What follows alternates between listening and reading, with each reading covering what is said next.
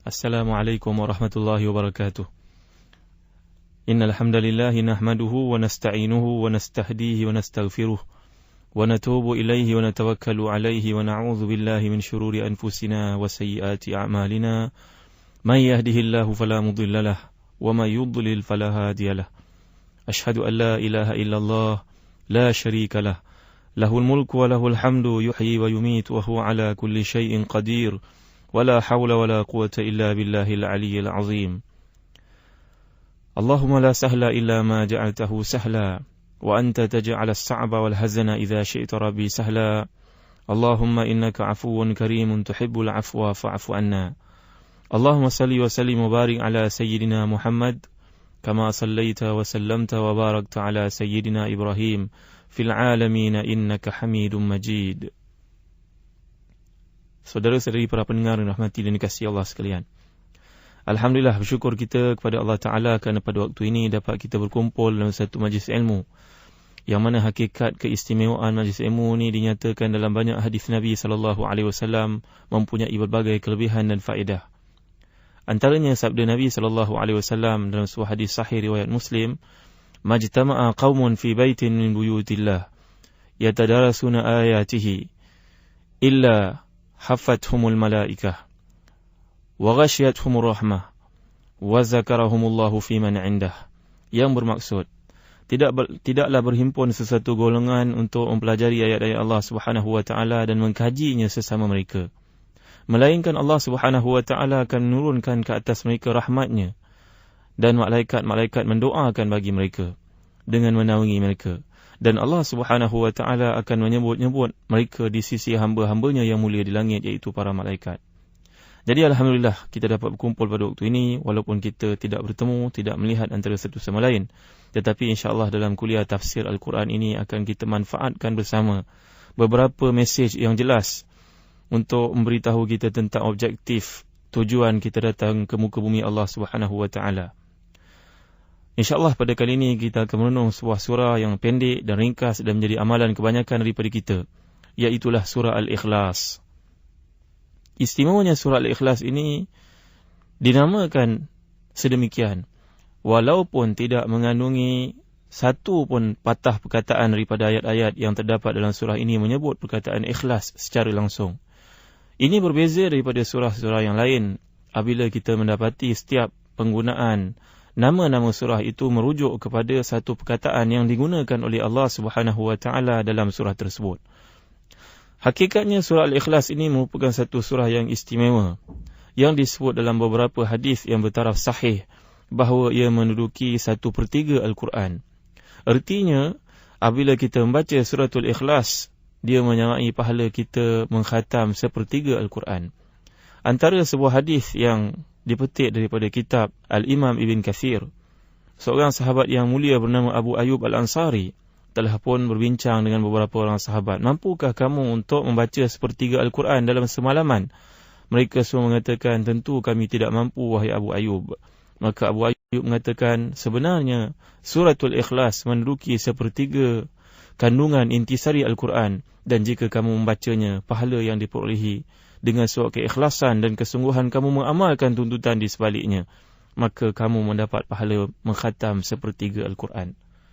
Saudara-saudari ini rahmati dan dikasihi Allah sekalian, apabila Nabi SAW mendengar dialog di antara Abu Ayyub Al-Ansari bersama dengan para sahabat, Nabi membenarkannya. Sebenarnya, terdapat banyak lagi kelebihan surah Al-Ikhlas ini, seperti yang disenaraikan oleh Al-Imam Ibn Kathir dalam tafsir beliau.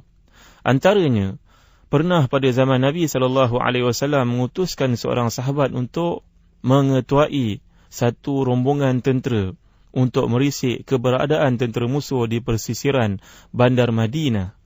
Tiba-tiba hamba Allah yang dipilih menjadi ketua ini telah beriltizam untuk membaca surah Al-Ikhlas ini pada setiap rakaat. Ataupun dalam setengah riwayat yang lain mengatakan pada tiap-tiap rakaat kedua salat yang mana dia mengimamkan jemaah rombongan perisik tentera tersebut. Perkara ini menimbulkan keheranan kepada tentera-tentera yang lain. Lalu mereka pun bertanya kepadanya, apa yang cukup istimewa pada surah ini sehingga kamu tidak meninggalkan membacanya? Dia mengatakan, aku sangat cinta surah ini kerana surah ini menyebut sifat-sifat Ar-Rahman, iaitu sifat-sifat Allah Subhanahu wa taala. Lanjutan daripada itu, apabila tentera ini pulang ke pangkuan Nabi Muhammad sallallahu alaihi wasallam, maka mereka telah bertanya kepada Nabi tentang perbuatan imam mereka, amir mereka, ketua mereka. Lalu Nabi sallallahu alaihi wasallam memanggilnya, "Wahai sahabatku, mengapakah kamu sentiasa membaca suratul Ikhlas pada tiap-tiap rakaat sembahyangmu ataupun pada tiap-tiap waktu kamu menjadi imam?" Maka jawab beliau, "Sesungguhnya wahai Nabi, seperti yang telah kujawabkan kepada sahabat-sahabat sekalian, kerana aku mencintai Ar-Rahman yang disebut oleh Allah Subhanahu wa taala tentang sifat-sifatnya dalam surah yang pendek ini." Maka Nabi sallallahu alaihi wasallam telah mengatakan, "Hubbuka iyyaha yudkhilukal jannah." Hadis ini disebut dalam Musnad Imam Ahmad dan dianggap bertaraf jayyid. Maknanya baik hadis ini. Nabi SAW mengatakan, kecintaanmu kepada surah yang pendek ini menyebabkan kamu disenaraikan menjadi ahli syurga. Masya Allah. Begitu mudah sekali untuk memasuki syurga Allah Subhanahu wa taala. Dan saya yakin para pendengar yang bersama-sama menghayati kuliah kita pada waktu ini juga sentiasa membaca surah Al-Ikhlas ini dalam sembahyang sunat hajat yang kita lakukan, dalam sembahyang sunat suluh subuh, bahkan pada rakaat kedua sembahyang sunat maghrib pun dikerjakan, dibacakan surah ini, dan dalam banyak salat-salat yang lain pun seperti salat istikharah, salat taubat, kita beritizam membacanya. Sidang pendengar yang dirahmati oleh Allah Subhanahu wa taala. Pertama sekali, marilah sama-sama kita bersyukur kepada Allah kerana kita berkesempatan bertemu dengan Ramadan pada kali ini. Mudah-mudahan Ramadan pada kali ini adalah yang terbaik, lebih baik daripada Ramadan yang telah kita tinggalkan pada tahun lalu. Rasulullah sallallahu alaihi wasallam diriwayatkan di dalam kitab Hilyatul Awliya, ketika di dalam bulan Rajab, Rasulullah sallallahu alaihi wasallam sering berdoa, "Allahumma barik lana fi Rajab wa Sya'ban wa ballighna Ramadan." Ya Allah, berkatilah kami di dalam bulan Rajab dan Sya'ban, dan sampaikanlah kami ke bulan Ramadan. Ramadan adalah satu-satunya bulan yang disebut oleh Allah di dalam Al-Quran. Firman Allah Subhanahu wa taala, "Syahrul Ramadan allazi unzila fihi al-Quran hudan lin-nasi wa bayyinatin minal huda wal furqan." Bulan Ramadan yang di dalamnya turun Al-Quran sebagai petunjuk kepada manusia dan menjelaskan petunjuk tersebut serta pembeza di antara hak dan batil. Bersinar gemilang purnama kemuliaan, membawa rahmat, membawa kesejahteraan, naungan kasih Tuhan, berkilau keberkatan, bergandakan jalan anugerah. Saudara-saudari yang dirahmati dan dikasihi Allah sekalian, tadi kita sudah menceritakan tentang kelebihan membaca suratul Ikhlas yang dilakukan oleh seorang sahabat. Sekarang kita lihat pula hadis yang lain yang juga menceritakan kelebihan suratul Ikhlas. Bagaimana seorang sahabat Nabi SAW yang dipilih oleh jemaah qaryah di Masjid Quba untuk menjadi imam mereka. Dan sahabat ini melebihi sahabat yang pertama tadi. Tatkala menjadi imam, mesti dibaca suratul Ikhlas dan kemudian baru diikuti dengan surah yang lain. Jika kita tentu tertanya, adakah dari sudut sah atau tidak sembahyang itu apabila surah yang sama diulang baca pada tiap-tiap rakaat? Jawapannya sah dalam semua mazhab fiqh. Dan perkara ini juga menyebabkan para jemaah merasa tidak senang hati. Bahkan di kalangan mereka ingin menggulingkan imam tersebut. Dalam istilah yang agak kasar kalau kita gunakan. Apabila perkara ini dirujuk kepada Nabi SAW, kemudiannya Nabi telah memanggilnya dan dia menjawab jawapan yang lebih kurang sama dengan sahabat yang pertama tadi. Dikatakan kepada Nabi SAW, "Saya senang membaca surah ini kerana surah ini menyebut nama Tuhan saya, menyebut nama Tuhan kita, menyebut sifat-sifat yang mulia baginya." Maka Nabi SAW mengatakan, dengan sebab cintanya kamu kepada surah ini, menyebabkan Allah Subhanahu wa taala Ar-Rahman juga mencintai kamu. Jadi saudara-saudari yang dirahmati dan dikasihi Allah sekalian, apabila kita mengetahui kelebihan-kelebihannya. Dan mungkin ada satu lagi yang boleh kita kongsi bersama juga, iaitu dalam sebuah hadis yang bertaraf sahih riwayat Bukhari dan Muslim, bahawa Nabi SAW pernah mengajar para isterinya tak kala mereka hendak tidur, maka wajar dibaca sebelum daripada tidur itu beberapa surah yang kita orang Melayu sebut senaraikan sebagai 4 qul. Apa dia 4 qul tu agaknya? Jangan dibaca qul, qul, qul, qul 4 kali sudah. Ya, sebenarnya 4 qul yang dimaksudkan di situ ialah yang pertama qul ya ayyuhal kafirun sampai habis. Yang kedua qul huwallahu ahad sampai habis. Yang ketiga qul a'udzu birabbil falaq ila akhir ayat. Dan kemudian dibaca qul a'udzu birabbin nas sehingga ke penghujungnya. Apabila dibaca 4 surah ini, caranya ialah ditiupkan pada tangan dengan sedikit hembusan yang mengandungi air ludah kita, dan kemudian disapu ke seluruh anggota badan, dan disebut dalam hadis akan menjaga dan memelihara kamu daripada sebarang kejahatan, sama ada daripada manusia, makhluk atau sebagainya. Jadi saudara-saudari yang dirahmati dan dikasihi Allah sekalian, banyak dah faedah yang telah kita ketahui bersama. Elok sekarang kita lihat terjemahan surah Al-Ikhlas ini, mudah-mudahan dapat penghayatan yang sebaiknya dan kemudian dapat beramal dengannya dengan cara yang paling baik, sejajar dengan apa yang dituntut oleh surah ini sendiri bagi kita mendapat kelebihan-kelebihan yang telah disebutkan tadi. Bismillahirrahmanirrahim. Qul huwallahu ahad, Allahus samad, lam yalid wa lam yulad, wa lam yakul lahu kufuwan ahad. Maksudnya, katakanlah, dialah Allah yang Maha Esa. Allah adalah Tuhan yang bergantung kepadanya segala sesuatu. Dia tiada beranak dan tidak pula diperanakkan, dan tidak ada seorang pun yang setara dengannya. Surah ini walaupun pendek, mengandungi satu maklumat yang sangat tegas kepada kita sebagai umat Islam untuk mempertahankannya. Itu prinsip dalam kehidupan, prinsip peribadatan kita kepada Allah Subhanahu wa taala. Surah ini merupakan surah Makkiyah yang disebut oleh Dr. Yusuf Al-Qaradawi penjelasan tentangnya, surah yang berobjektifkan untuk memperkukuh, memperkuatkan perkara-perkara yang berkaitan dengan akidah. Jadi saudara-saudari yang dirahmati dan dikasihi Allah sekalian, apabila kita melihat surah ini satu persatu, Allah Subhanahu wa taala menjelaskan bahawa Allah Subhanahu wa taala ini tidak sama dengan segala sesuatu. Disebut dalam ayat Quran dalam perbahasan berkaitan dengan aqidatut tauhid, a'udzubillahi minasyaitonirrajim, laisa kamitslihi syai'. Allah Subhanahu wa taala tak sama dengan apa sekali bentuk yang kamu fikirkan, apa jua makhluk yang kamu fikirkan, apa jua objek yang kamu cuba gambarkan. Perkara ini dibincangkan dengan panjang lebar dalam disiplin tauhid.